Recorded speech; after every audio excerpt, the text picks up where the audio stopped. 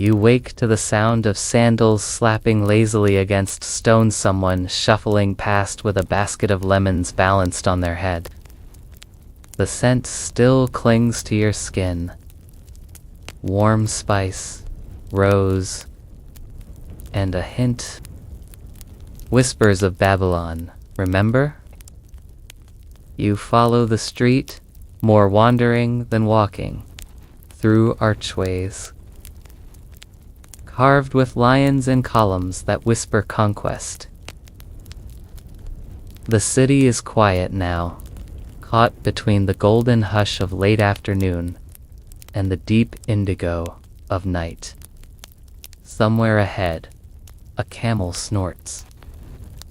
Both seem equally unimpressed with history. You pass a group of scribes sitting cross-legged beside a shallow pool. A blend of citrus peel and ground coriander, cut with something vaguely medicinal. You're near the royal apothecary now. They're dipping thin reeds into ink made from soot and pomegranate skin.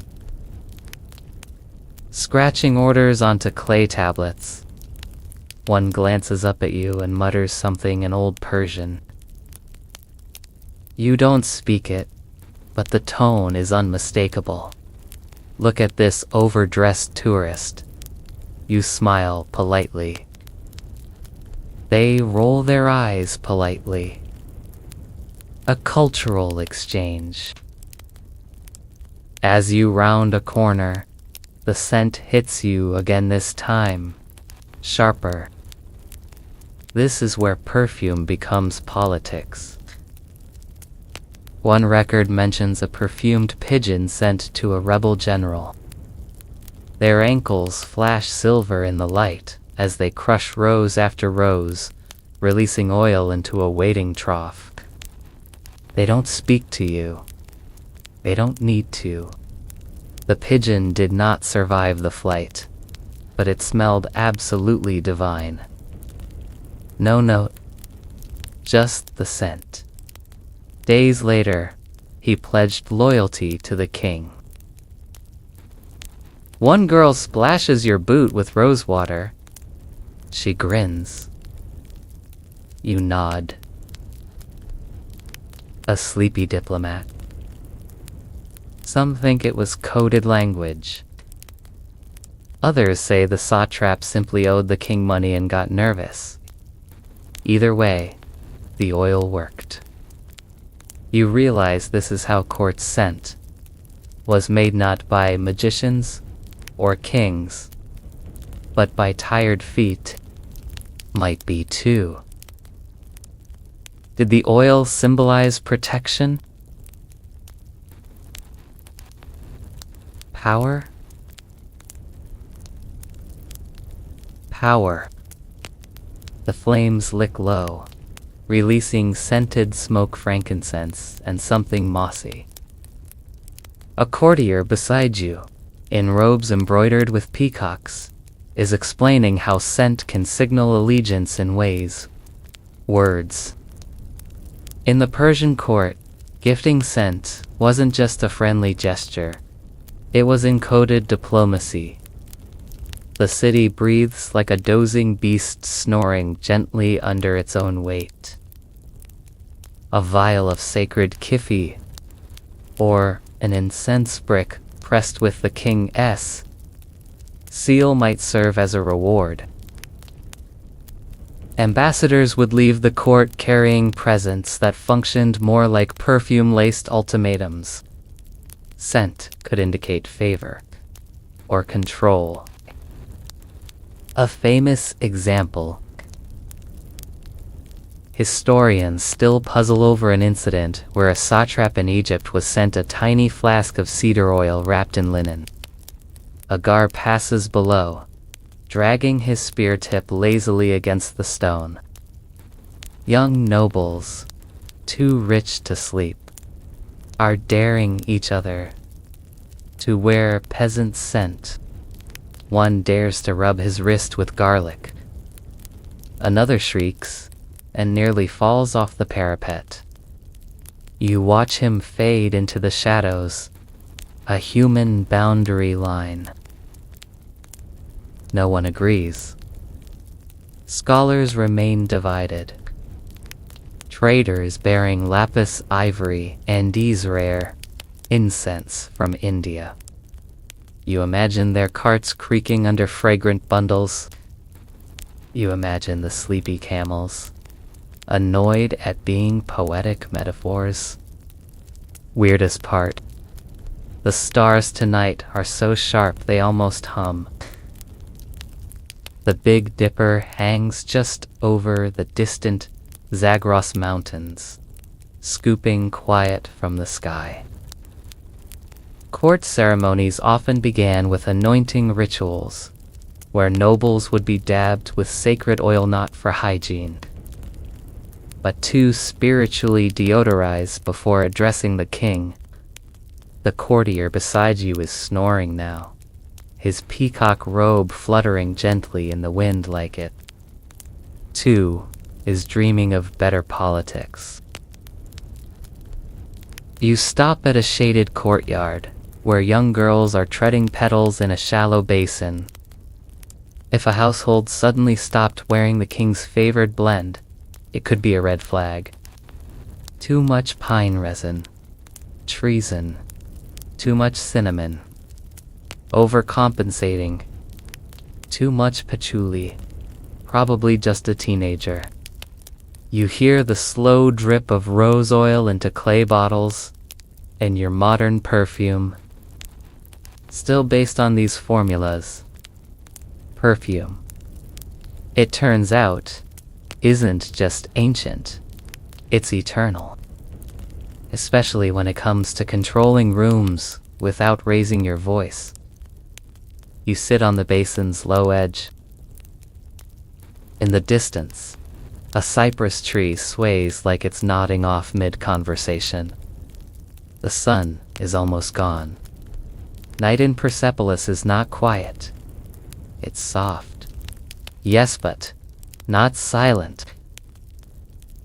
The chirp of crickets competes with the low thrum of wind through cedar rafters.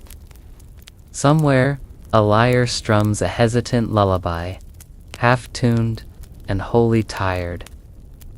You're on a palace rooftop now, seated beside a brazier. You nod like you understand. He explains that in times of tension, say, when a noble house was suspected of plotting rebellion day'd. The courtier chuckles, then fans the brazier. Sparks dance. He leans in.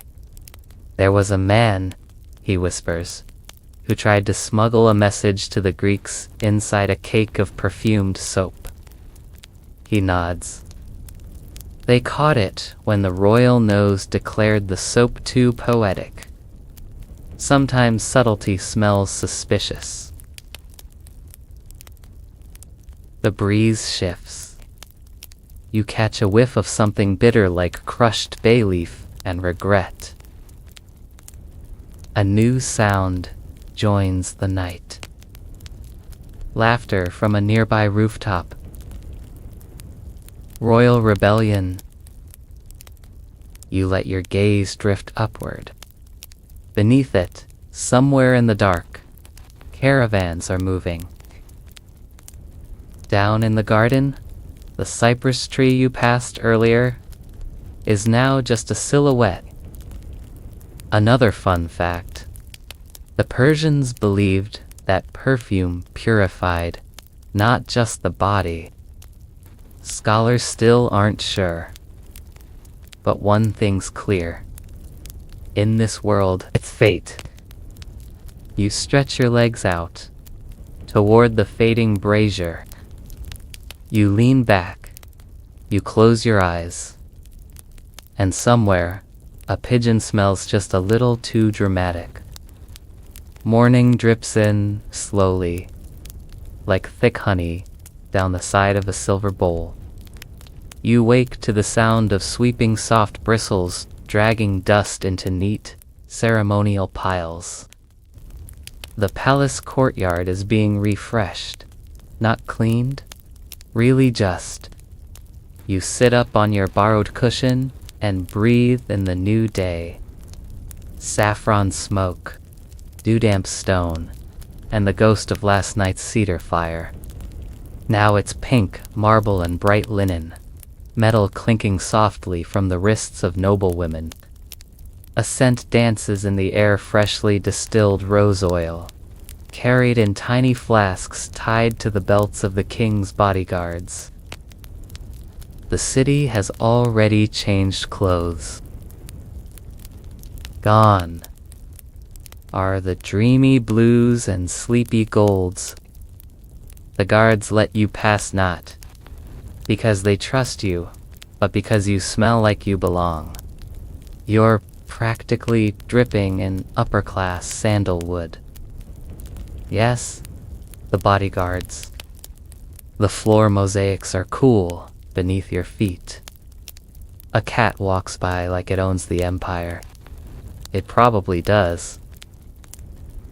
You wander toward the hall of audience, ducking beneath banners stitched with winged bulls and stylized stars. He nods, barely. The noble bows so low he nearly tips into his own bribe. Inside, light filters down in long, sleepy beams. At the far end, a noble stands nervously before a dais, presenting a gift to the royal steward. A silver urn wrapped in velvet and dripping. But it works.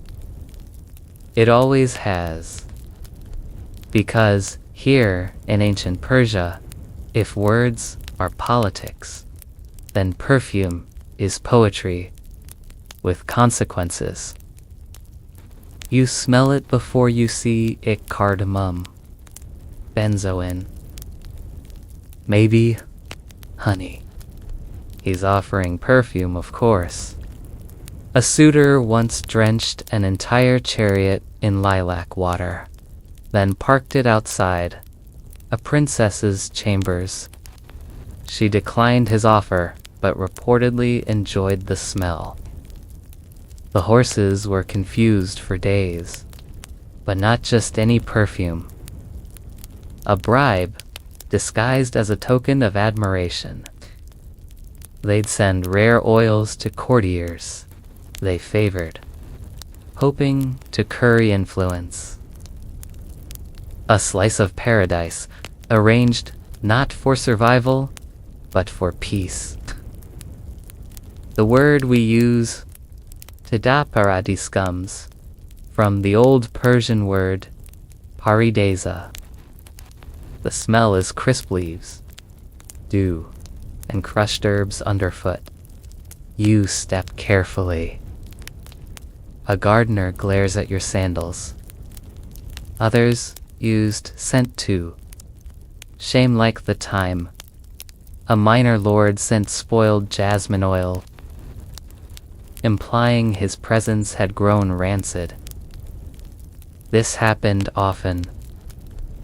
Later, it'll be tucked into storage boxers, into sleeves, into the folds of dowry cloth. Scented cloth was a subtle social tool, a sign of wealth, refinement, and in some cases, marital eligibility. You've just been spoiled by roses in politics lately. Not religiously, necessarily, more like a daily spiritual dusting. A foul scent could mark a liar, a thief, or a demon. It's unclear whether the inverse was true, if good perfume could redeem a bad reputation, but some nobles definitely. A reminder that even the gods like things that smell nice. Some nobles, too cautious to speak treason aloud, would use scent to speak on their behalf. Perfumed insults. What a concept. The oddest tactic. Back in the hall, The steward sniffs the urn. Somewhere behind you, a flute plays something circular and slow. A court scribe nearby leans toward you and murmurs, "Too much musk." You both pretend not to laugh. There's something surreal about this world, where scent can earn you a title or exile you to the edge. You step back outside, eyes squinting against the rising sun. A breeze picks up. It smells like sweet resin and high-stakes compromise. You're not sure who's winning, but they smell fantastic. You take the long way down through the gardens. They say Cyrus the Great was the first to imagine a garden as more than just food or function. He wanted order, harmony. You're walking through one now. And yes, it feels like heaven got tired of being dramatic and decided to nap under a pomegranate tree. Water channels cut neat lines through the soil, reflecting blue sky and green cypress in slow. At a stone bench, two elderly women are laying strips of linen. They gesture for you to smell. The linen has been soaked in vinegar and herbs, then set here to dry in the sun. The women laugh when they realized you didn't know that. They hand you a sprig of mint and wave you off. Down the path, a young boy runs past with a goat on a leash. At the center of the garden stands a small pavilion, where a priest is burning a blend of juniper and storax resin on a low altar. One fun tidbit. Ancient Zoroastrians believed that bad smells were associated with corruption and evil. There's a recorded case where a merchant accused of cheating was allowed to atone by funding a public rosewater fountain. Well, the next record shows he was later trampled by an ox. So ... unclear. You close your eyes. You inhale crushed fig, warm stone, and the faintest trail of sandalwood. It smells like status. It smells like survival. It smells like a story still being written in oils, one drop. You wake to these. Not the aggressive, angry kind, but the lazy, sun-drunk kind, buzzing softly around a flowering vine that crept across your fig tree shade like it owns the place. The garden hums in golden morning stillness. You're still under the fig tree, but now someone's left a dish of dates and a folded piece of perfumed linen beside you. You're approaching the royal stables. Kindness, hospitality, mild confusion over what exactly you are and whether you live here now. You chew a date. It's sweet, almost fermented. You smell the cloth orange peel and clove. A subtle blend. Someone clever made this. You stand, stretch, and begin wandering again, winding through rows of cypress and pomegranate. Royal processions were full sensory experiences, and a pungent horse could ruin the whole vibe. A well-scented horse was a statement. Strength, control. Plus, let's be honest, it's harder to plot treason if your horse smells like heaven. There's a report of a cavalry unit being sent back to the outskirts of Susa. That might sound dramatic.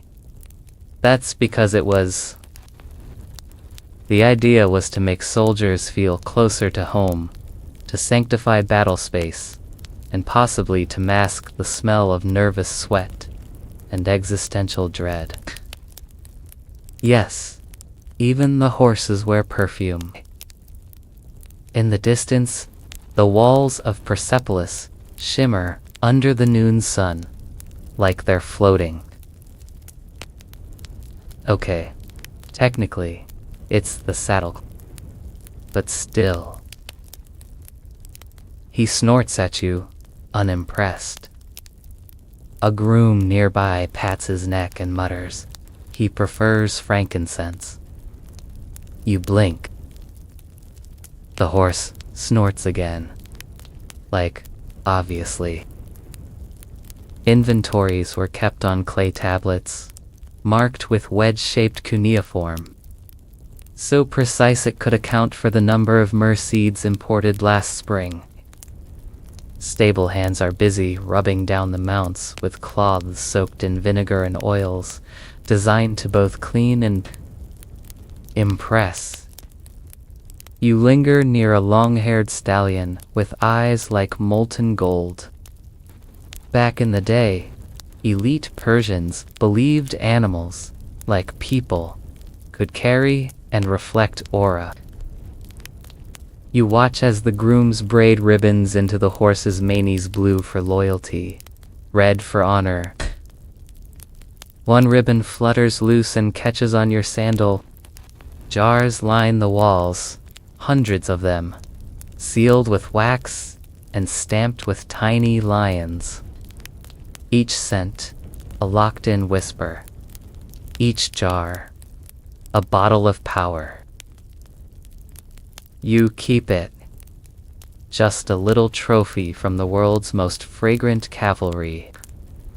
And now a weird cultural tidbit. Persians often perfumed their military tents. Imagine marching into battle and thinking, ah, yes, bergamot. The Persians knew that memory had a scent. That grief, too, could be bottled. Pillars rise like petrified trees, casting patterned shade over low couches and bronze bowls, full of roasted nuts. A young noblewoman nearby notices and nods. Someone pours wine into carved alabaster cups. It smells sharp and floral. You continue walking as the air grows still. A hawk circles above. That means someone very important is coming. His robe, embroidered with images of lions fighting griffins. His smell, devastating. The man turns to you and says, "You smell like Barzi's work." You follow a narrow road leading away from the stables, past the training fields, and onto the edge of the palace grounds. Now it's dry earth, cumin, and a whisper of camphor. Less glamorous, but equally political. Every drop of perfume used in court, from the king's robe to the priestess' altar, had to come through here. One particularly obsessive record lists how much rosewater each noble was allotted per week. Someone received 8 measures. Someone else, only 5. It comes out as a wheeze. Tensions were. Some say it was never real to begin with, just a fragrance invented by poets and pushed by hopeful lovers. Someone tells a story about a courtship gone wrong due to an unfortunate blend of garlic and rose. Laughter ripples. Historians still argue whether these limits reflected status, discipline. It's been a long day, full of strange power and invisible languages. You imagine it approving. You slip past a distracted scribe and peer into the storeroom. It was said she wore it not just to attract admiration, but to make herself unforgettable. One noble once claimed he dreamed in that scent for weeks after seeing her. Another fainted outright. Everyone dabs their necks. You follow suit? It smells like crushed pine and morning. Not everything about perfume is romance and royalty. Some scents were worn for funerals, for losses, for rituals of letting go. You put the jar back gently. Outside, the wind picks up again, carrying dust and distant flute music. You walk back slowly. The ribbon still in your pocket. The scent of pine still clinging to your hands. The shadows are long again. Evening folds over Persepolis like a silk shawl, soft, deliberate, and stitched with secret meanings. You're at the edge of the inner court now, where the elite dine beneath open skies. This is a place for power, dressed as leisure. You blend in, sort of. Your sandals are dusty, but you're still scented like someone important. You nod back, trying not to look like you just woke up in a bush 3 hours ago. A servant approaches carrying a small bronze censer. It smokes gently fumes, rising in elegant twists, ambergris, and cinnamon bark. You barely have time to prepare your face before he arrives. Tall, bearded, with kohl-lined eyes and rings on every visible joint. You realize, to your quiet horror, you're seated near the head of the gathering.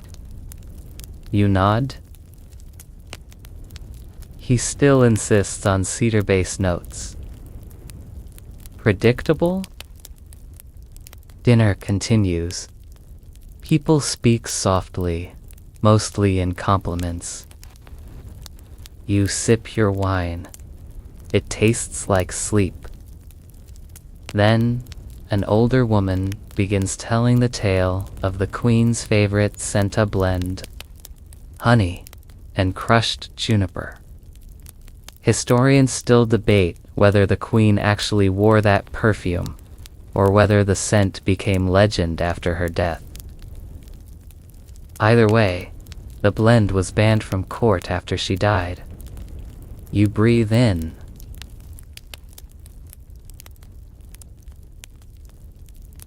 You breathe in. An imitation. A ghost of a ghost. The meal ends with quiet music and a final round of perfumed cloves. You stand to leave, swaying slightly. As you walk back through the garden, the moon catches the scent rising from your clothes. Somewhere far behind you, the man with the griffin robe is still talking, but the wind has other plans. Tonight, the stars feel closer. They crowd above you like curious birds, blinking slowly in the violet-black sky as if they, too, are trying to make sense of this perfumed empire. You're lying on a woven mat on a palace rooftop, still wrapped in the memory of spiced wine and sandalwood. The city, like you, has decided to lie very still and let the smells do the thinking. Below, Persepolis murmurs. Just a hush now. You watch smoke rise from a brazier nearby, soft spirals of burned fig wood and dried sage leaves. This is not for warmth. This is tradition. Even sleep in ancient Persia is scented. It's cool, faintly minty, with a touch of rose and almond. For dreams, he whispers, as if dreams might be shy and need encouragement. A servant approaches, barefoot and almost apologetic, holding a small jar. He dabs something behind your ears with a practiced hand. One day, Alexander will ride through this same city, setting fire to its splendor, likely while wearing someone else's cologne. Whether that actually worked is up for debate, but it does explain why noble bedding often smelled better than their politics. But for now, none of that has happened yet. For now, it's just you and the stars and the almond-scented promise of a dream. You close your eyes. The scent does something strange. It makes the past feel heavier, closer. And suddenly you remember, this empire is not eternal. You know because you've read the end of the story. And now, a strange historical nugget. Some Persian nobles reportedly slept on pillows, but to keep nightmares away. You're in the palace's public court, and around you, dozens of people are milling about. Something is happening. You can almost hear the coins clink as merchants secure their scented goods for the next caravan. A bottle of iris oil here. A bar of pressed soap there. Somewhere, a satrap dreams of power. Down in the city, the wind stirs the silence. Giant bowls of herbs are being tossed onto fire pits. It's a kind of olfactory a whisper of identity. One young boy has rubbed himself entirely in wild thyme. There are reports that for this festival, you had to register your scent in advance to avoid confusion or outright olfactory chaos. Some scents are so strong they make your eyes water. Others are so faint they feel like a ghost brushing your cheek. Too many people trying to smell like cinnamon. Someone ends up in a ditch. Another woman drips with something bitter and exotic perhaps. Imported oud. Their garments are soaked in rosewater, which releases into the air with every twirl. The scent rises in waves, warm, floral, familiar. You spot the ribbon tied into a dancer's braid. The air swirls with cloves, bay leaves, coriander seeds, and something that smells suspiciously like optimism. Children dart between dancers, trailing streamers soaked in orange blossom water. You dream of bees. A truth wrapped in scent. Sleep takes you like warm river water, slow and certain. Then maybe, by the way, we smelled once on a wind-stirred morning like this. And in your dream, the perfume speaks. Section 10. She tells you it's meant to balance ambition. You nod slowly. She nods slower. You're not sure what just happened. You wake in a different scent. Entirely. This one is sharp acrid. Wood smoke and citrus peel.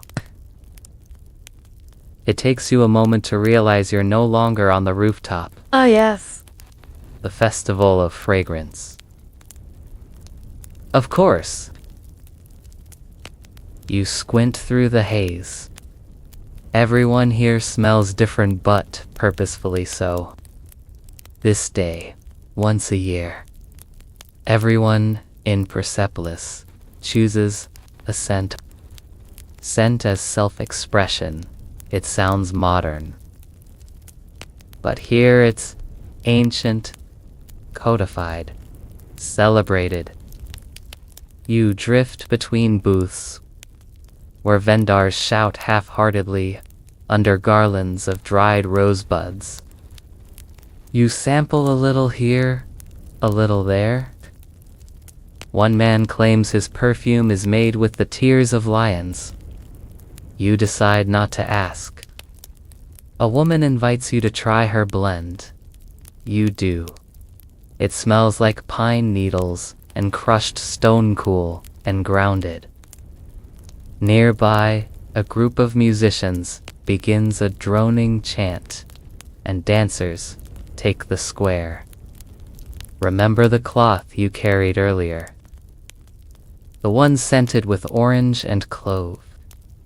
Someone else is wearing it today. You smile. For all its politics and pageantry, today feels human. Underneath the empires and economics, behind the courtiers' careful smiles and strategic dabs of vetiver, that we all, in some way, want to be remembered. And if not by our words or deeds, you inhale deeply. The festival spins on, and you melt into it, one more scented shadow among many. The wind is warm tonight. It drifts lazily through the narrow streets of Persepolis, soft as the breath of a sleeping cat. Sand and jasmine coil through the air like a half-forgotten lullaby. Somewhere nearby, a copper oil lamp flickers behind carved lattice windows, sending sleepy shadows down the alley walls. You follow the scent, not smoke, but something sweeter. Something expensive. You're in the heart of the Achaemenid Empire. Sometime around 500 BCE, maybe. Dates in ancient Persia blur, like watercolor left out in the rain. Historians still debate whether Darius had already built the grand audience halls, or if they were still sketches on the backs of palace ledgers. But tonight, none of that matters. You're not here for politics, not directly. Behind it, an old woman with blue-dyed fingertips is grinding something with a stone pestle. You're too busy wondering what a spy smells like. Probably like you smell myrrh, rosewater, maybe a drop of lion's blood. No, too expensive for market day. But the smell is rich, cloying, royal.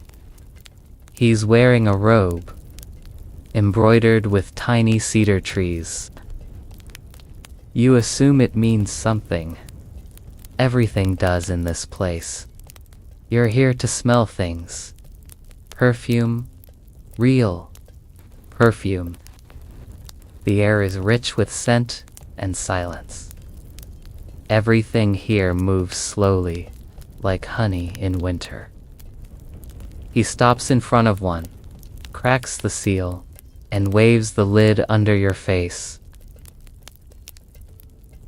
The smell hits you slowly, smoky, woody, almost like sun-baked temple stone. It's not exactly pleasant, but it does make you feel taller. Trusted scent tasters who would stand near courtiers and report on their ... aroma status. If you were ripe with proper musk, congratulations. If not, well, you might find yourself reassigned to goat inspection in Bactria.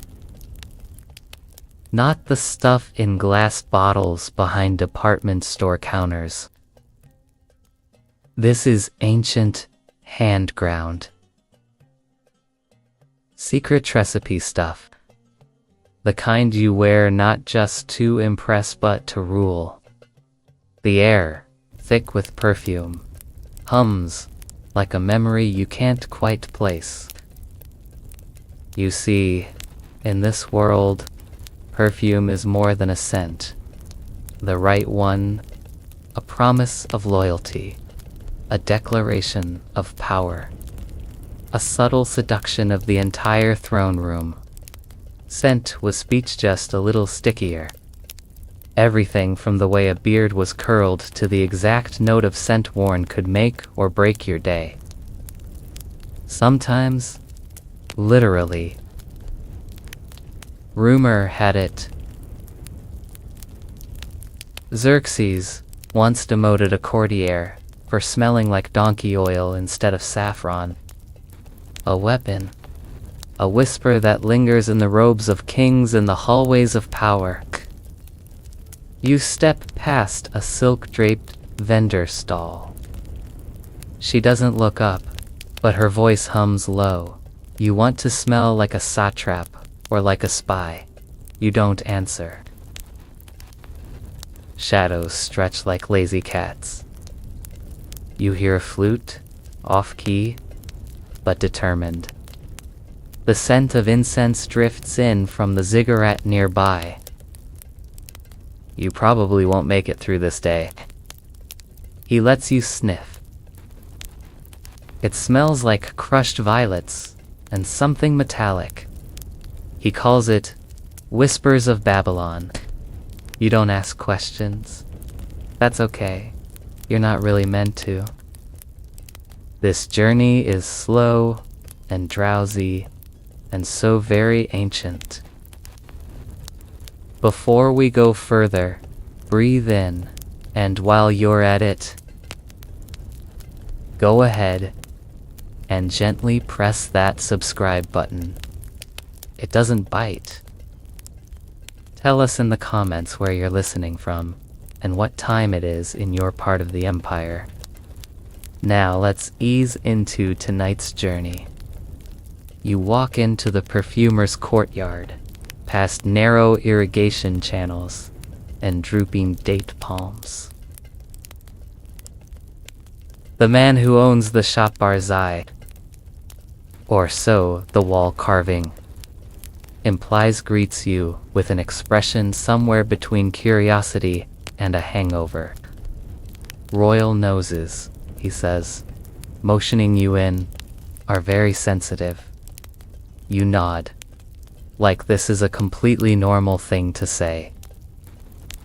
Barzai walks you past shelves lined with clay amphorae and small alabaster jars.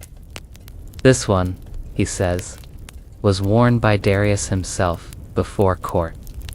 Then, after a pause, probably, he shrugs. You nod. History's fuzzy like that. Barzai explains, between yawns, that ancient Persian court culture was a sensory arms race. One of the weirder customs, royal noses, as in literal. The politics of smell weren't subtle. Wearing the wrong scent could be read as an insult. Barzai pulls another jar down, smaller this time. Outside, the sun is dipping low over the white stone palace walls. You lean back against a warm clay pillar. You could fall asleep right here, and honestly, you probably should.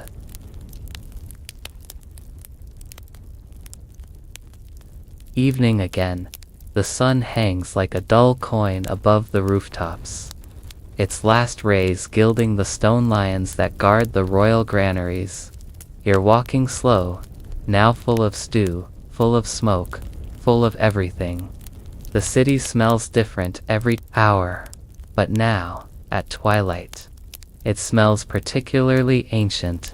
You follow a quiet stone path toward the women's quarter, where voices behind lattice screens whisper, like moth wings, and the air carries sandalwood, rose and secrets. You're not exactly invited, but you move gently, respectfully.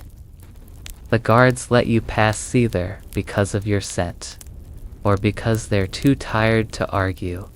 The women here are not veiled specters hiding in shadows. They are chemists, philosophers, poets, and perfumers in their own right. One, in particular, sits at a shaded alcove surrounded by bowls, powders, and burning coals. You recognize the scent before you see her. Neroli and black pepper, unmistakable and oddly comforting. She glances up. Her eyes are lined in coal so sharp it could file a dagger. You smell like someone else's ideas, she says, almost kindly. You sit, because what else can you do? She's grinding ingredients with slow precision: crushed dried lilies, powdered lime, and a syrup made from date juice. This, she says, is for diplomacy. It smells like surrender, but makes the wearer feel brave. You sniff. She's not wrong. In ancient Persia, women often created their own perfumes not for decoration, but for expression. A specific scent could signal fertility, mourning, curiosity, or simply the desire to be left alone. Queen Atossa, daughter of Cyrus, was said to wear a blend of musk and bitter orange whenever she needed to dismiss a room. Without raising her voice, she didn't need volume. She had fragrance. Scholars are still unsure whether these concoctions were personal inventions or standardized blends passed through generations. Some believe there was a secret guild of female perfumers. Others say it was just women being women, clever in the cracks of history. You watch as she seals her blend into a small ivory jar and hands it to a young girl who vanishes behind a curtain. That one's for the treasury official, she says. He needs to feel charitable tonight. You nod, very slowly. A cat leaps up beside her, sniffs the bowls, and sneezes violently. She sighs. Too much cinnamon, she mutters. You both laugh quietly. Outside the quarter, the city is losing its edge. Sounds are softening. Light is falling like folded cloth. She offers you a piece of candied ginger, then gestures toward the door. Go, she says. You smell like someone who needs air. You leave, not offended. She's right, and as the wooden door creaks shut behind you, you feel the echo of her perfume settle on your shoulder, like a reminder that power wears many robes. The moon is high now, a white scar carved into velvet sky. You walk the palace rooftops again, slower this time. The stones are still warm from the sun, but the air has turned cool, crisp, with cedar smoke, starshine, and old stone sighing itself to sleep. Below, torchlight flickers in the streets. A caravan is arriving like toxin clunking over cobblestones. Traders shouting directions in 5 different languages, none of them entirely correct. But even in the chaos, there is an elegance to it. Their carts overflow with textiles, grains, trinkets, and of course, scent. One trader opens a box to check the cargo. A cloud of powder lifts into the air: saffron, turmeric, dried lemon peel. Another opens a flask, and quickly closes it again. Civet, extremely potent. It smells like a wildcat trying to make rent. You smile. Welcome to international relations. The Persians didn't just use scent internally, they exported it. Scent was a foreign policy. Bottles of attar traveled by camel, by boat, by bribed diplomat. The empire's aroma reached Egypt, India, and occasionally places it couldn't politically control, but could still charm.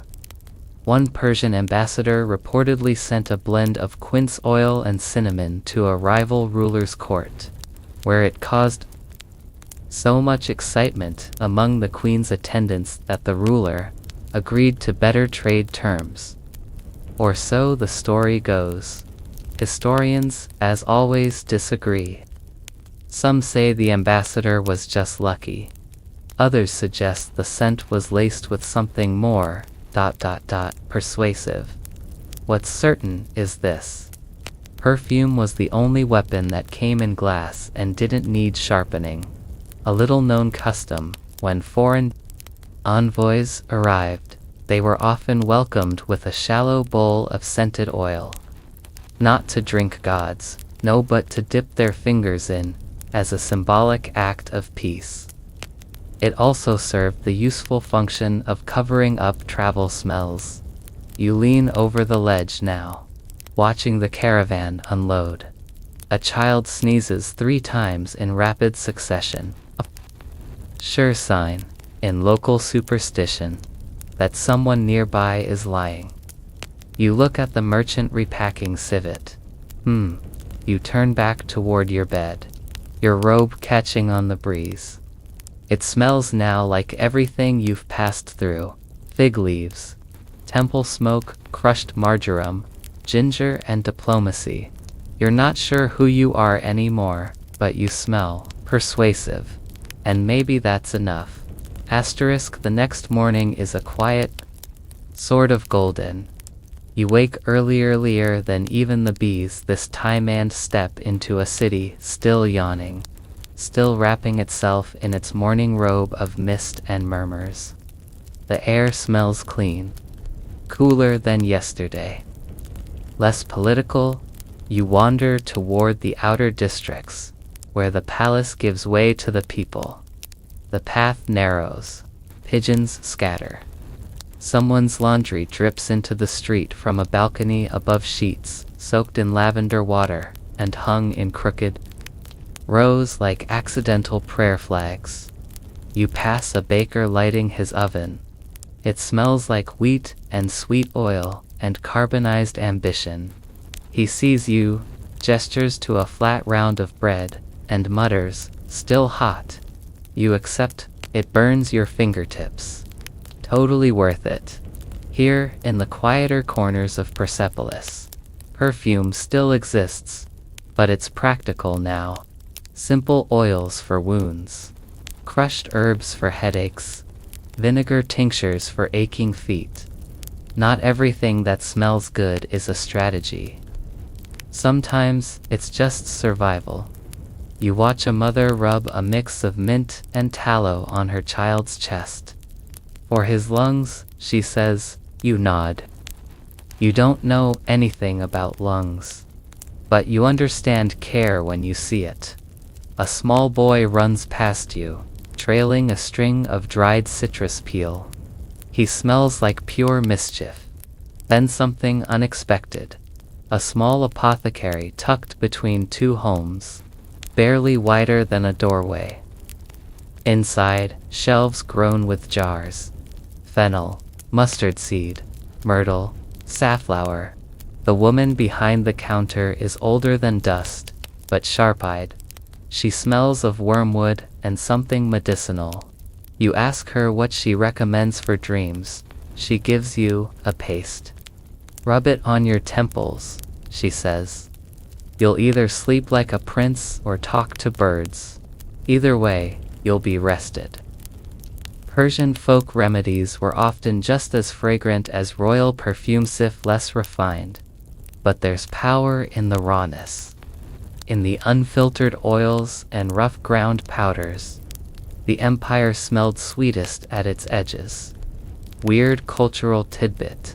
Some shepherds rubbed thyme and onion juice on their legs to deter wolves.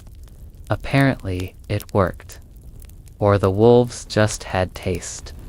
You leave the apothecary with a pouch of dried blossoms and a faintly ominous salve. Back in the square, the market has come alive.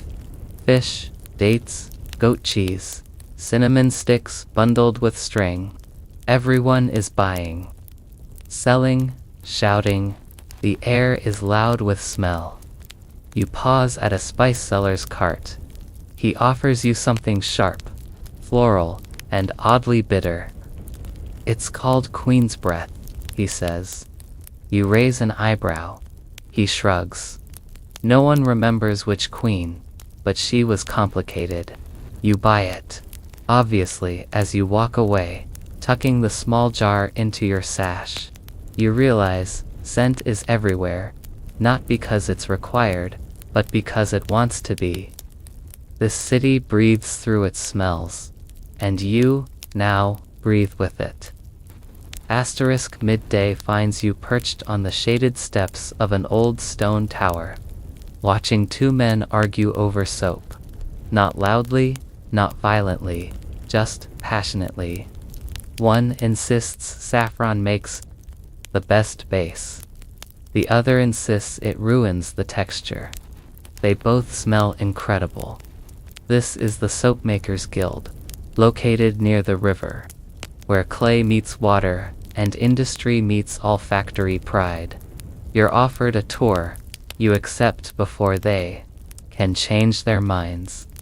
Inside the workshop, it's chaos, organized chaos, the best kind. Baskets of lavender, stacks of drying lye cakes, bubbling vats of oil and water, and rows of carved molds shaped like fish, lions, and occasionally, very aggressive pine cones. A young man offers you a sample. It smells like lemon, clay, and self-confidence. Or bureaucrats, he explains. Another offers something softer: milk, honey, chamomile, for morning. You nod. There is soap for every mood. In ancient Persia, bathing wasn't just hygiene. It was identity. The royals bathed in perfumed water, the soldiers in vinegar and herbs, the scribes in whatever was left. But even the poorest homes made time for scent in some form. It was a kind of daily ritual, part prayer, part preparation. Scholars still debate whether Persian bathhouses included scent rituals, or whether that idea came later. One theory claims attendants would scatter rose petals across the water surface to mark social rank. Another theory suggests people just really liked petals. Either way, the soap mattered. You watch a girl press a seal into a soft cake. The mark is a stylized goat surrounded by stars. That one's for weddings, she says. You ask if the soap is romantic. She shrugs. It's mostly for sweating less. A strange but documented tradition. Brides were sometimes gifted perfumes, made from crushed jasmine and cucumber. No one knows why. Possibly a metaphor. Possibly just a very fresh-smelling misunderstanding. Back outside, the sun is hot and high. You dip your hands in a cooling basin. The water smells like bay leaves. Breathe it in. You wander the edges of the celebration now, drifting through smoke trails and laughter that smells faintly of saffron bread and spiced dates. You've reached the part of the square where the stalls begin to taper off and the crowd thins. The sense mellow, hairless performance, more privacy. A quiet lane leads off the main plaza, and you follow it because it smells like memory. Like crushed fennel and warm beeswax. Like ink and dust and something older than royalty. You're approaching the royal archives. Yes. Even the smell of history has a filing system. The building is squat and shaded. Its mud brick walls designed to keep things cool and dry. Inside, it smells like every library you've ever loved, earthy, papery, and slightly burnt around the edges. A scribe eyes you as you enter, then shrugs. You smell official enough. Rows of shelves stretch into the gloom, each lined with clay. Tablets wrapped in linen and sealed with wax. Some are tagged with symbols, lions, birds, oil jugs, others just faint scratches from long-vanished fingernails. The air tastes of cedar ink and quiet ambition. A young girl, no more than 13, sits cross-legged with a stylus in hand. She's copying a perfume ledger, eyes narrowed, lips stained with fig juice. You watch her write. 1 dram violet, 2 dram musk, 1 dram judgment. You blink. Did she add that last part herself? She catches you staring. It's a joke, she says, not looking up. Sort of. Turns out, even archive clerks get bored as you wander the stacks. You notice a recurring entry. Gift for Elamite envoy, rose, pine, myrrh, and a drop of civet. You see it at least 6 times, spanning 10 years. The recipe never changes. Historians still argue about that one. Some believe the Persians used it to pacify or charm their neighbors. Others claim it was a calculated insult. Civet, after all, has a rather pungent character. Like an angry cat wearing cologne, it's a mystery. Like so much here, but that's part of the appeal. A parchment pinned near the doorway reads, "Scents archived by favor, not by alphabet." You nod. That makes complete sense and absolutely none at all. As you exit, the scribe girl calls after you. If you smell almonds tomorrow, turn around. You don't ask why. You just keep walking. Because now, the air outside smells like new rain on sun-baked stone. And somewhere nearby, something is changing. You follow the rain. Or rather, the smell of it, damp earth, wet wood dust, gone to mud. The first drops plink against the palace roof like a cautious musician testing their instrument. Not a storm, just a gentle soak. The kind that makes the gardens exhale. And oh how they exhale, the moment water hits the dry herbs. Scent blooms into the air like a released secret. Thyme bay, coriander, rosemary. It's like a kitchen exploded. In slow motion, you follow a winding path toward the lower terraces of Persepolis, where the perfumer's apprentices are often sent to gather herbs. They're there now, slipping on wet stone, their linen tunics soaked through, baskets half full and wholly fragrant. You help one girl pick damp rose petals from a fallen bush. She hands you a sprig of something fuzzy and green. Smell it, she says. You do. It smells like lemon, soil, and wild defiance. She grins. Persian marjoram, good for oil, and eavesdropping. You blink. She explains apprentices often crush herbs near court windows under the guise of preparing blends, while actually listening to who's being exiled today. Scent and gossip, perfectly blended, in ancient Persia. The line between craft and cunning was almost non-existent. You watch them work, young hands, stained with plant oils, moving with sleepy precision. Even now, in the rain, they sing soft work. Songs to keep rhythm. Half-sung recipes passed down generations. 3 petals red, 2 seeds dry. Stir with sun, not moon. It's mesmerizing and oddly cozy. A quiet fact drifts to mind. Royal perfumers were often eunuchs, not only for the usual grim reasons, but because they were trusted to carry secrets, recipes, court rumors, whispered names. They were guardians of both smell and silence. One of the stranger customs, during royal funerals, perfumers would walk beside the casket, sprinkling the path with sacred scent, not just for holiness, but to ensure that memory like perfume lingered as the rain lightens. You find a seat under a low awning. An apprentice offers you a warm stone to sit on.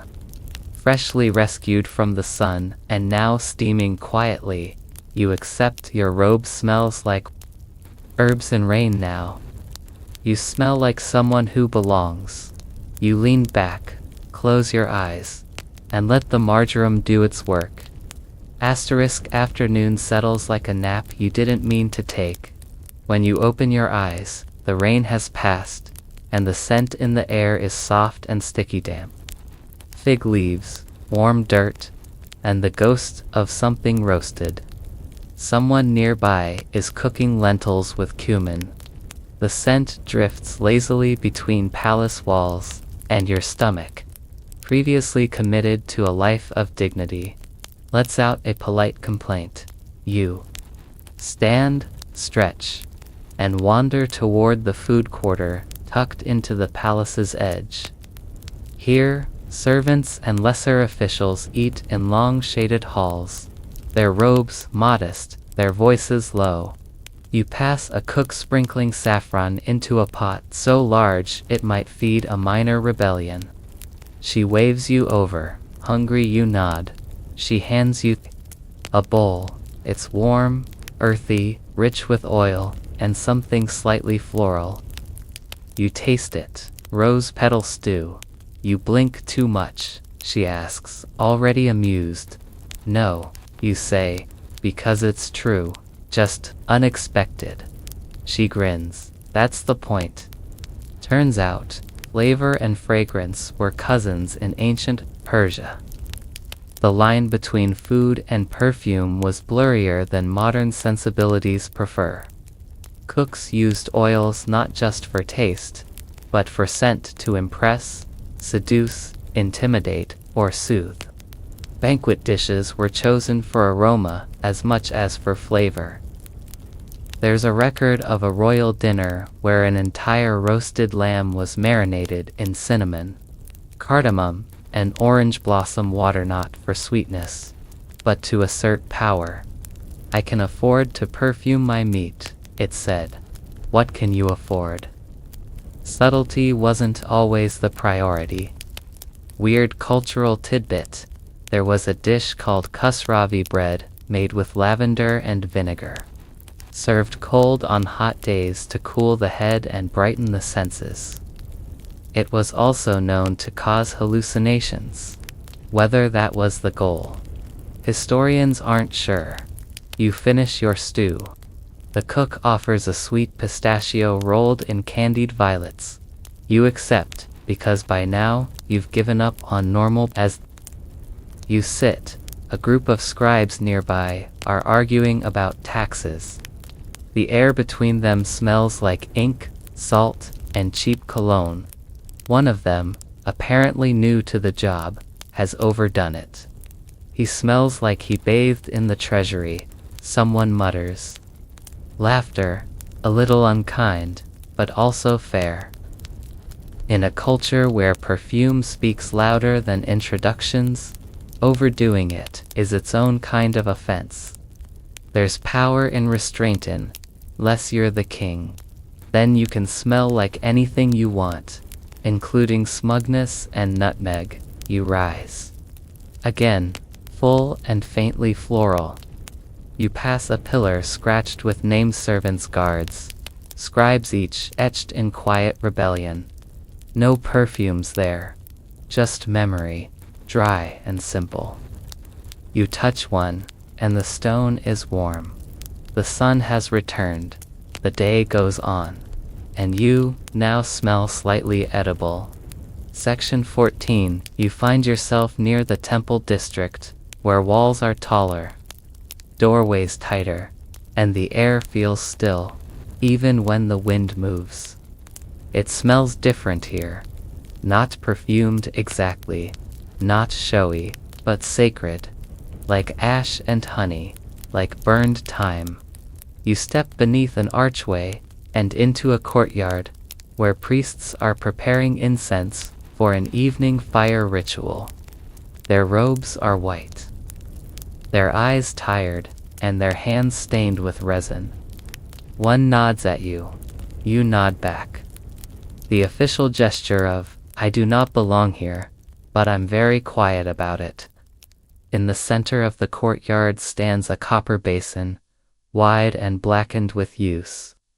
Beneath it, a small fire, fed with cypress wood and dried fruit peel. The smoke curls slow and deliberate. You breathe it in. This scent has weight. The priest approaches with a bowl of granules frankincense, myrrh, labdanum, and something sharper. He pinches a few into the fire. The smoke thickens. He says nothing, but gestures to the basin. You stand close. The scent wraps around you like fabric. You feel, suddenly, that you're being washed inwardly, cleansed not by water, but by whatever this is. Memory, reverence, guilt. It's hard to tell. A curious belief. Persians saw incense as a bridge. Not just a tribute to gods, but a means of consent, rising to deliver your thoughts, your offerings, your quiet bargaining. In this fire, secrets smolder. One tablet in the archives speaks of a general who burned a secret message, encoded in dried flowers, each petal signifying a word. The recipient was meant to smell the blend and interpret it. Whether that worked? Let's say, not great. The messenger got distracted and ate part of the bouquet. History is messy. You watch as the fire burns low. One priest begins to chant slow, syllabic. It's not a performance. It's maintenance. Spiritual upkeep, like dusting the cosmos. Then, something odd. They bring out a small clay jar, crack the seal, and pour a dark oil into a shallow dish. The scent, absolutely stunning. Citrus rind, burnt sugar, and the dry bite of desert air. The priest says this oil is reserved for oaths, swearing allegiance, seeking mercy, making a promise you absolutely intend to break. This is the scent they use. Why? Because it lingers for days, in clothing, in hair, in shame. You stay until the fire is out, the basin emptied, the chant finished. The priest hands you a fragment of dried resin for reflection. He says, you pocket it, along with everything else you've absorbed today. Outside the temple wall, the light is honey thick and slow, and the city waits, scented and watching. The city is quieter now, like it's holding its breath. You're wandering through the old archive quarterstone hallways, papyrus-lined walls, and shelves upon shelves of clay tablets, most of which smell like dust and the ghosts of bureaucracy. The scribes here don't wear perfume, but the room itself has developed one over time. Dried reed, beeswax, sun-warmed ink, and something vaguely chalky, like ambition that gave up. A young scribe looks up from her tablet, eyes bleary. If you're here for the census, it's full, she says. You're not, you're just sniffing around. You move deeper into the archive maze. Past rooms, so silent the scent of parchment seems louder than your footsteps. One corridor ends in a narrow door, nearly hidden. You open it. Inside, a small square room, lit by a single window. On a pedestal sits a black stone jar, sealed with wax. It radiates no scent, yet a faded plaque nearby reads simply, "Memory. Oil not to be opened without cause." You smile, naturally you open it. A thin hiss. Then, warm clove, cinnamon bark, and something like toasted almond. The smell is ancient, heavy, familiar, but unplaceable. The scent of a memory that isn't yours. In ancient Persia, memory oils were rare. Crafted by high priests and perfumers working together, they were designed to hold moments, literal memories, suspended in scent. One inhalation, and a scene could unfold in the mind. A birth, a coronation, a betrayal. Or maybe that's just the legend. Historians are unsure if the effect was real or just deeply suggestive. One scholar claimed the oils contained trace psychoactives. Another claimed they contained faith. You breathe it in again, slower this time, and there it is. A garden midday. A woman in a green robe laughing. Someone handing her a small carved box. Then gone. You blink. The jar is closed again. The scribe from earlier appears in the doorway. "You opened it," she says, not surprised. You nod. "Did you see her?" You nod again. She shrugs. Everyone does. Weird historical tidbit. One memory oil was said to be so powerful, it made the king weep uncontrollably in public. After that, they locked it away. No one remembers where. You leave the archives smelling faintly of ancient joy. The city still holds its breath. And now, so do you. Twilight comes with ceremony. Not because the city demands it, but because it deserves it. You climb the eastern steps of the fire temple, your robes catching the breeze. Your mind still full of memory, oil, and mysteries that smell like almonds. The temple is alive with flame, not bonfires, but measured fires. Controlled, sacred, there. Smoke rises slow, in disciplined columns, as priests chant in a language older than the stones beneath your feet. You sit among the onlookers, your body quiet, your senses wide. Each fire has its own scent. One burns cedar and dried fig leaves for strength. Another myrrh and acacia for clarity. A third, rose petals and vetiver for peace. You breathe deeply. No talking here. Just smelling. That high flamekeeper steps forward. His robe is woven with threads dipped in oil, giving off a subtle aroma and resin. It trails behind him like soft thunder. He lifts a small dish, adds something green and wet. The fire flares just slightly. Then, the scent of frankincense and something sour lime, maybe. You lean toward the priest beside you. Whisper, "What does that mean?" He murmurs, "For honesty." Oh. The crowd stiffens slightly. It's been a tense week. The Lydians, the taxes, the rumors. Maybe the city needs to be told the truth, even if it comes through smoke. In ancient Persia, fire wasn't just a symbol, it was a medium. Not to worship it, but to use it. Fire translated scent into offering, into message, into legacy. What you burned became who you were. A strange ritual, now mostly forgotten. On the last night of the year, citizens would burn a tiny token soaked in their year's personal scent, a cloth, a flower, a torn corner of perfumed parchment. To start the next year as strangers again. One tablet reads. You watch the flames flicker in your reflection on a bronze shield. The air smells like endings and patience, and the weight of things unspoken. You close your eyes, let the fire speak, let the smoke rise. Asterisk night has unspooled fully noun edge left. No color but candlelight and shadow. You're in the city's eastern quarter again, where the streets narrow and the air cools, winding into quiet rooms and rooftop gardens. The perfume shops are shuttered. The spice cart's gone, but the scents haven't left. They linger. They always linger. You're heading to a place not marked on any map, an old bathhouse.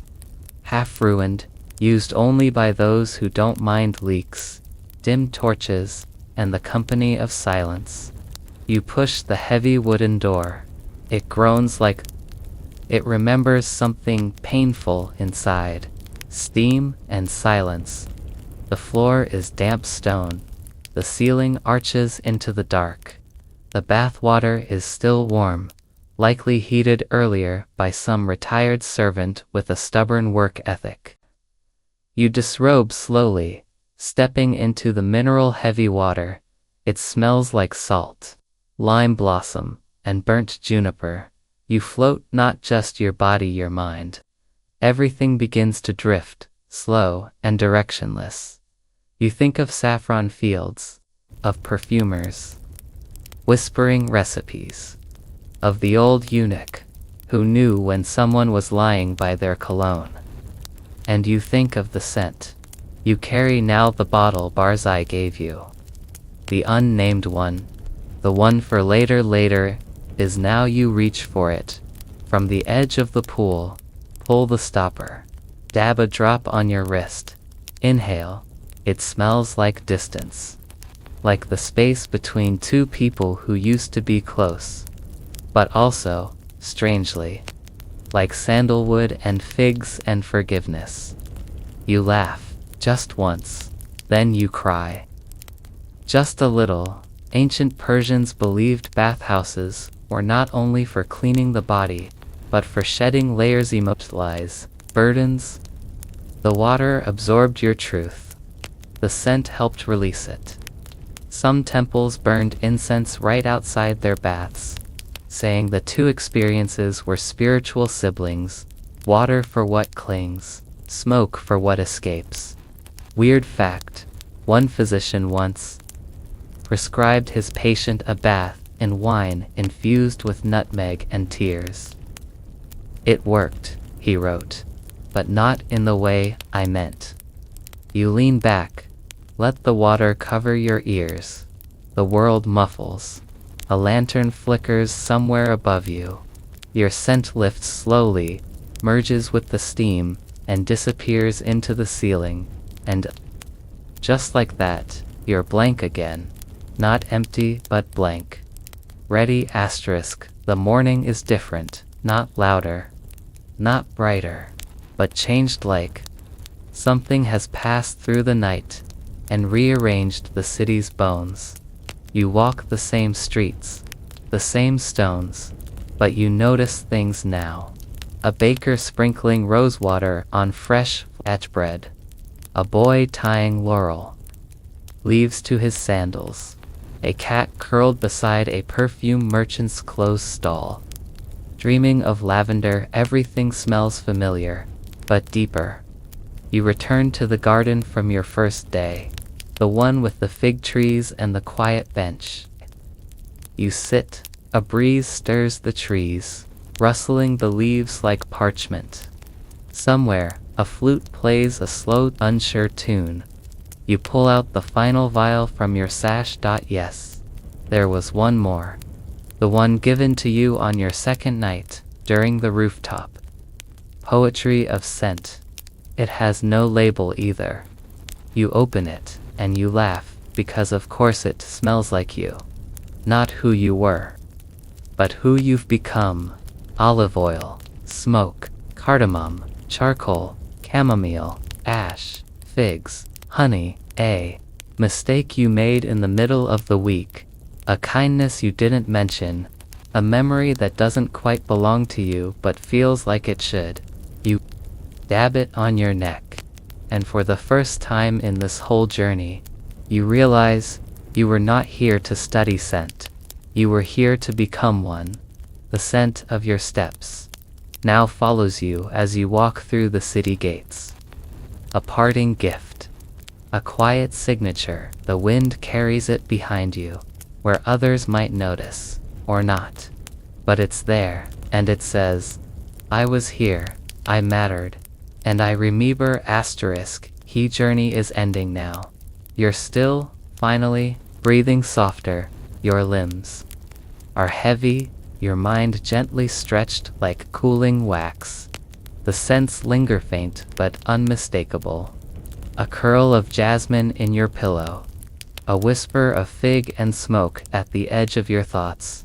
The ghost of saffron in the back of your throat. Let them fade slowly. Let them unwind. You remember walking ancient streets lit only by firelight and the breath of perfume jars. You remember laughter behind a veil of rosewater, and someone offering you truth wrapped in cloves and citrus peel. You remember the scent of endings and how they never smelled like sorrow, only silence and space. Let that silence surround you now. Let your breath grow slower, deeper. There is nothing more to discover tonight. No temple left to enter, no bath to draw, no mysterious bottle waiting to be opened. You've smelled everything you needed, and in doing so, you've been everywhere you were meant to be. So lie back. Let your body remember the rhythm of another time, another place. Let your thoughts soften into shadows, and if a scent drifts into your dreams, bringing with it a garden, a bowl of perfume, or a whisper of someone you once were, let it stay, just a little longer. You've earned that. Good night, traveler. The air tonight feels heavier, not in a threatening way, just full of memory, full of heat, full of the strange weight that follows a day when nothing dramatic happened but everything quietly shifted. You're walking the outer wall of the palace now, where the city gives way to farmland. The path curves along terraced gardens fed by aqueducts, the scent of growing things rising like a hymn. Figs, almonds, wheat, and wet soil. You pass a goat chewing solemnly on a hibiscus bush. He smells rustic. Out here, the fragrances are more honest, less designed. This is not the curated scent of power or seduction. This is the scent of sweat, dust, cracked hands, and sun-baked tools. You inhale deeply. It smells like the beginning of everything. You stop to watch a farmer harvest saffron carefully, flower by flower. He places the tiny red stigmas into a shallow basket like sacred threads, which, in a way, they are. Saffron wasn't just a spice. It was currency, status, perfume, medicine, bribe, blessing. He offers you a petal. Smell it quick, he says, before it remembers it's dying. It's faint, floral, almost sad. He laughs in ancient Persia. Some rural families passed down saffron recipes as inheritance, not for cooking, for blending. Specific ratios of saffron to almond oil to cedar extract. For fertility, one recipe reads. For clarity, another. One simply says, for remembering, you help him gather for a while. He tells you stories, some about crops, some about ghosts, one about a woman who could identify her neighbors just by the scent of their footprints. You don't ask questions. You just let the air carry them as the light fades. A strange quiet sets in. There's a scent you can't quite place, warm, resinous, like something melting slowly. He nods toward a nearby hill. They're burning old scrolls, he says. Rotten. From the rain, scribes cry every time. You can see the smoke now. A thick line curling into the sky. It smells good. You say not everything worth saving survives, he replies. Weird historical note. Once a year, damaged tablets and corrupted perfumes were ritually burned at the edge of the city and offering to time itself. Not to erase, but to release. You sit together in silence, watching the smoke. You think about everything you've smelled today, and everything you've forgotten, and the wind smells like both. Asterisk, it's well past midnight now. You should be asleep. But instead, you're following the scent of honey. Yes, honey. Sticky, golden, sleepy honey dripping through the streets, like music in slow motion. It leads you to a courtyard lit only by lanterns and a half moon, where a cluster of women are gathered around low tables, laughing in the quiet way that happens when the city is officially asleep, but your soul isn't. You're waved in questions, just warm glances, and one woman scooting aside to make room. They're perfumers, freelancers, not courtly artisans, street alchemists, night workers. And tonight, they're experimenting. Bowls of warmed beeswax, oils, and dried herbs are scattered everywhere. The air is thick with sandalwood, nutmeg, orange peel, and something a little burnt. Someone whispers, too much clove. Another mutters, not enough courage. You learn this is the Night Lab, a secret monthly meeting where they test blends that are too strange, too bold, or too personal for the marketplace. This one smells like regret and sweet basil, someone says, passing you a strip. It does. Another blend smells like cinnamon and rain on warm skin. We call that one first lie. You begin to understand. These aren't perfumes for profit. These are confessions in scent form. One vial, passed hand to hand, smells like nothing at first. Then suddenly hits with apricot and ash. It's called after the letter was burned. You ask if they write the names first or after. Always after, one says. The perfume knows first. A strange local belief, scent is thought to carry emotion more honestly than words. If your lover says they're fine, but their scent shifts, something's wrong. Scent doesn't lie, it just changes. One woman adds a final oil to her blend. And anus, it's for forgetting, she says. Someone across the circle laughs. Too late. By now, the honey scent has settled into everything on skin, in fabric, even on your breath. You're not sure where it's coming from anymore. Maybe it was never about honey. Maybe that was just the invitation. As the gathering ends, one woman hands you a tiny vial, no label. What is it? You ask. She smiles. You'll know when you need it. You tuck it away. Outside, the streets are silent, but they smell like secrets. And a little bit of honey. The stars are beginning to disappear. One by one, like tired guests leaving a long banquet.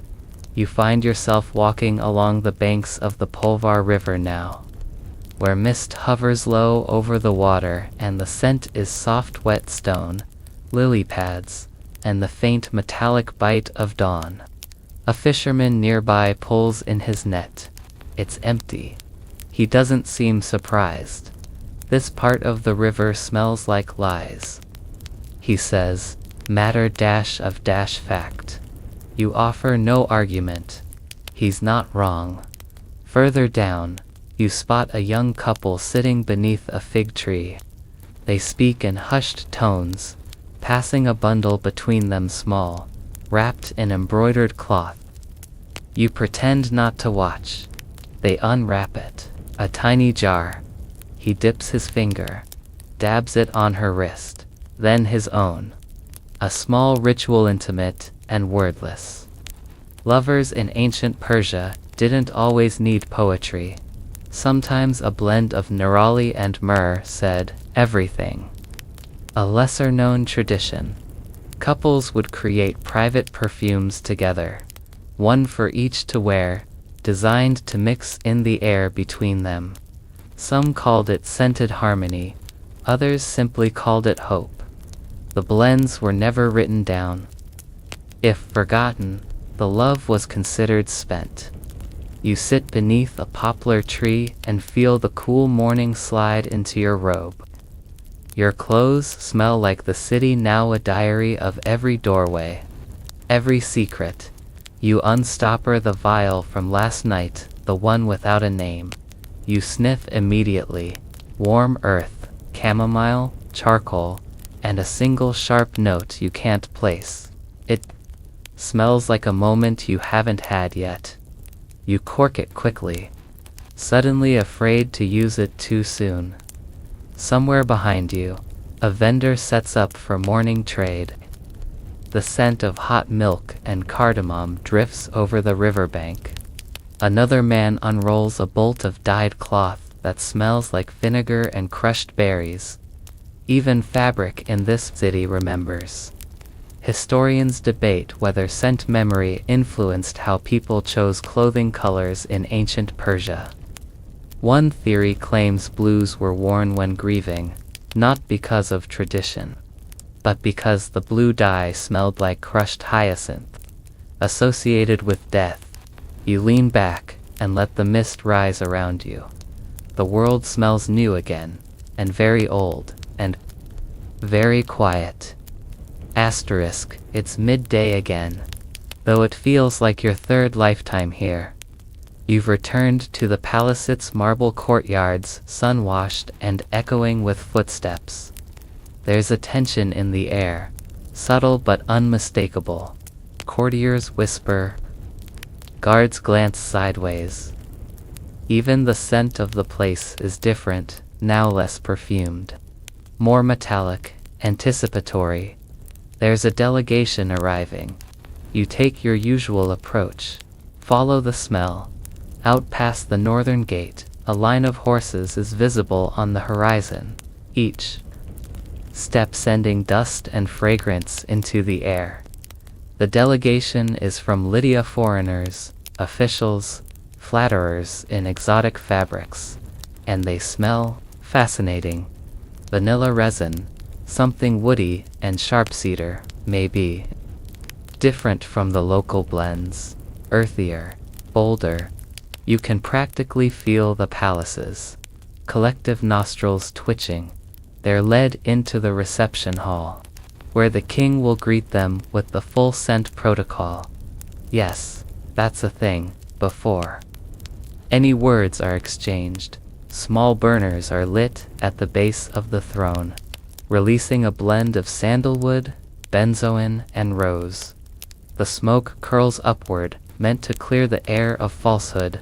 The Lydian ambassador bows. A servant steps forward and anoints his palms with diluted jasmine oil. Standard diplomatic welcome. Unless you're a known liar, then it's marjoram. No one speaks of it openly, but everyone watches. The scent says everything. You slide along the edge of the room, unnoticed, until you find yourself beside an old eunuch advisor, silent and observant. He speaks without looking at you. They're wearing too much pine, trying to seem honest. Always a sign of guilt. You nod, of course. He sighs. Last time they came with ambergris. The court reeked of it for days. I still can't eat figs. A lesser-known diplomatic custom. Envoys often wore signature scents to influence court perception. Some would fast for days before applying perfume, believing it would absorb better and radiate stronger. Others just bathed in it. The audience continues, slow and choreographed. Scribes record every word. Courtiers whisper about the ambassador's boots. But no one misses the point. The deal will hinge on scent, on whether the Lydians blend well with Persia. You step outside as the conversation turns to gold and territory. The air is sweeter out. Here, in the garden, a breeze carries the last of the reception's perfume. You breathe it in, it smells like cedar, hope, and the edge of manipulation, and faintly, like the Lydians, might the not heat be begins invited to back. ease. Afternoon slides toward evening, and with it comes the scent of slow preparation, grills heating, cloths shaken out, incense lit. You follow your nose, as one does, here toward a rooftop where a gathering is forming, not royal, not official, just friends. Or perhaps something more interesting than that. They're seated in a wide circle under woven canopies, cushions thrown about like thoughtful accidents. Musicians tune their instruments, lutes, pipes, a drum like a contented heartbeat. And at the center, resting like a sleepy sun, is a bowl of steaming oil. The scent is warm, sweet, and odd. You sit, someone hands you a glass of tart cherry wine. No one asks who you are. You smell like you belong. Tonight's gathering is for the game of scent. A local tradition, little documented but whispered about in letters and tavern scraps. Here's how it works. Each guest brings a vial of something fragrant. The bowl in the center, warm oil, acts as the base. One by one, people pour in a few drops of their blend, without saying what it is. Then, they pass the bowl. Each person inhales, guesses, tells a story. It's like perfume and poetry. The first guest adds rose and cardamom. Predictable, but comforting. My sister's wedding, he says. I was 12. I spilled the punch and no one noticed because everything already smelled so sweet. Laughter. Next, someone adds fennel and something peppery. Taste of my first lie, she says. I said I liked my husband. Then, lavender and smoke. The last time my father hugged me. It's like truth gets easier with scent. Like the nose softens what the mouth fears. When it's your turn, you add a drop from your new jar queen's breath. Remember the spice seller who said it smelled like a complicated woman? You breathe in, and what comes out is not a memory, but a question. How do we know if we're wearing our scent, or if our scent is wearing us? The group murmurs. Someone claps softly. A strange fact bubbles to mind. There are records of a secret sect in Persia who believed scent was the soul's fingerprint, that every person had a unique fragrance, and when the body died, the scent lingered in the soil. You wonder what your soil would smell like. The bowl is passed, and the scents deepen, darken, twist. Someone adds dried apricot, another saffron, and sandalwood. It is a communal perfume now, a collective memory, a potion made of human fragments. The musicians begin a slow song. You sip your wine. Someone rests their head on your shoulder, already dozing, and as the stars creep back above, you realize you haven't said a word in 20 minutes. You haven't needed to. The scent is doing the talking. Asterisk, dawn again. Or maybe something that resembles it. You stir awake on the rooftop, wrapped in a borrowed shawl that smells faintly of wine, old wood, and conversation. The bowl of oil has gone cool. The circle is scattered. The city is not yet awake, but it is listening, You rise quietly and stretch, bones creaking in sympathy with the stones beneath your feet. The wind carries a new scent now, bitterness bark. Morning breath from a city shaking off its dreams. Today you're visiting the house of the dead. Yes, grim name, but strangely peaceful place. It's not a tomb, not exactly. More like a preparation, polished space, where bodies are washed, dressed, perfumed, and remembered before being returned to the earth. It smells like frankincense, rosewater, and the quietest type of courage. Inside, priests move without sound, their feet wrapped in soft cloth. A body lies on a stone table, wrapped in white linen. A woman kneels nearby, holding a small jar. She opens it, dips her fingers, and anoints the forehead with a blend of camphor, cedar, and saffron oil. It is not for the dead, not really. It's for the living. To say, this person mattered. To say, this scent will remember them when our minds forget. In Persian culture, burial was often less about finality and more about continuation. Scent played a vital role helping the spirit transition, purifying the body, comforting the mourners. It made something unbearable feel almost beautiful. Weird custom, in some communities. A strip of perfumed cloth was tied around the ankle of the deceased, then buried with them. A traveler who dug it up years later claimed, it still smelled like saffron and rain. Scholars still argue whether that's true, or just a metaphor for grief that never really goes away. The woman finishes her ritual. She stands. Her face is lined and steady. She nods to you once and leaves through a side door. You linger, not out of morbid curiosity, but because this moment smells holy. It smells like closure, like cinnamon and salt and maybe forgiveness. And when you leave, your footsteps feel quieter, because you understand something you didn't before. Scent is not just a tool for seduction, status, or survival. It's memories, last breath, and the way we honor what passes. Without letting it disappear. The sun is fully awake now, and so is Persepolis. Streets are clattering with carts. Doors are slamming.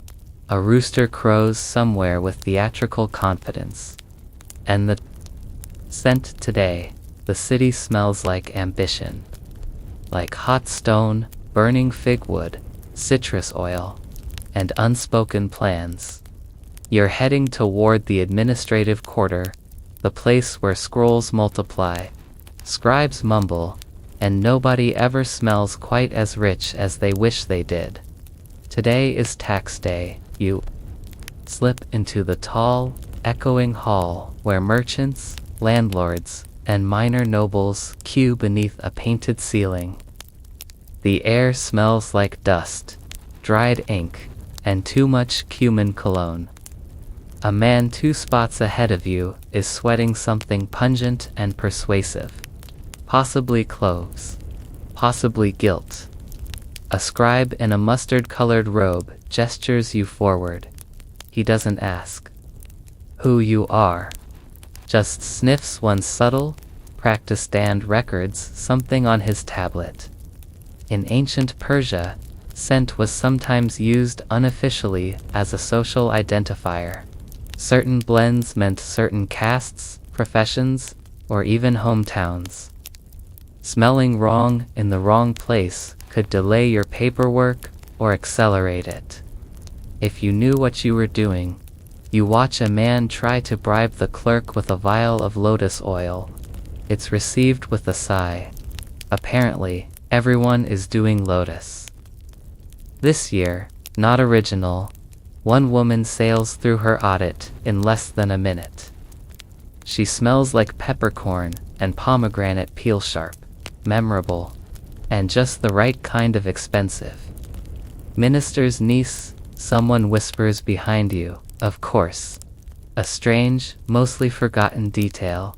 Scribes sometimes wore leather sleeves, infused with scent, not for fashion, but to mask the stress sweat of long hours. Some even chewed herbs while writing, believing certain flavors sharpened the mind.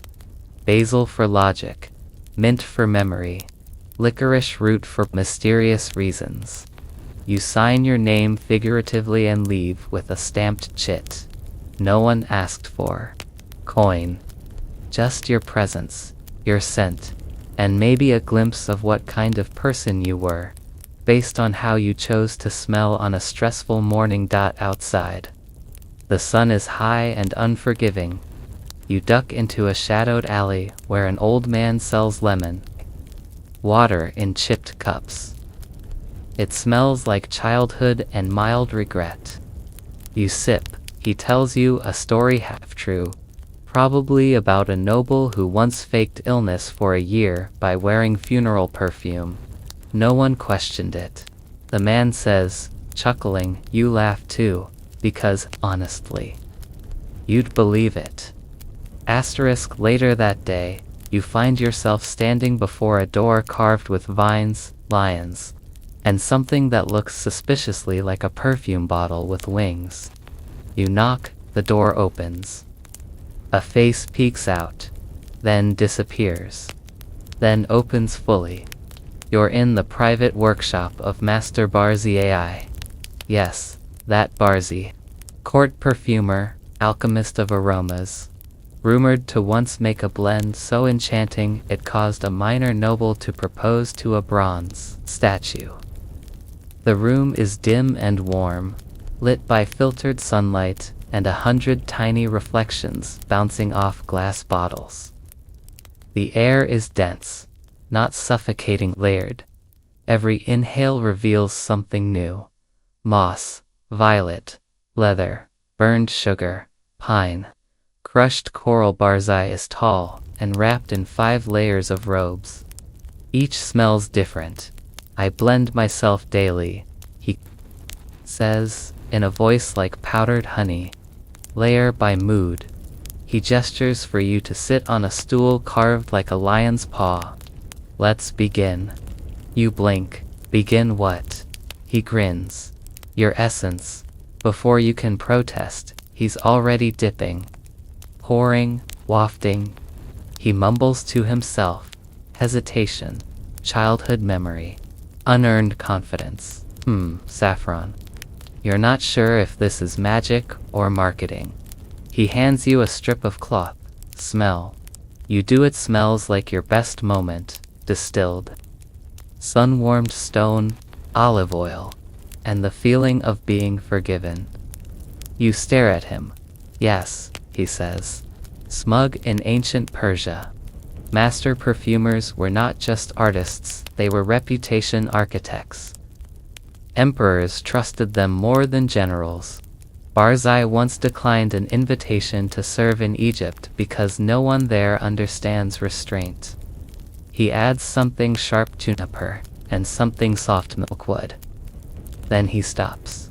This, he says, holding up the vial, is what people should remember when you leave a room. You thank him. He waves it off, but before you go, he presses a sealed bottle into your hand. For later, he says, what is it? He shrugs. Maybe sleep. Maybe truth. Depends on the air. Weird cultural tidbit. Some Persians believed a perfectly blended perfume could reveal a person's true character. If someone smelled it and recoiled, they were false. If they cried, they were in love. Outside, the city smells like ash and apricots. You tuck the bottle into your sash, and for the first time in days, you don't smell like a wanderer. You smell like you.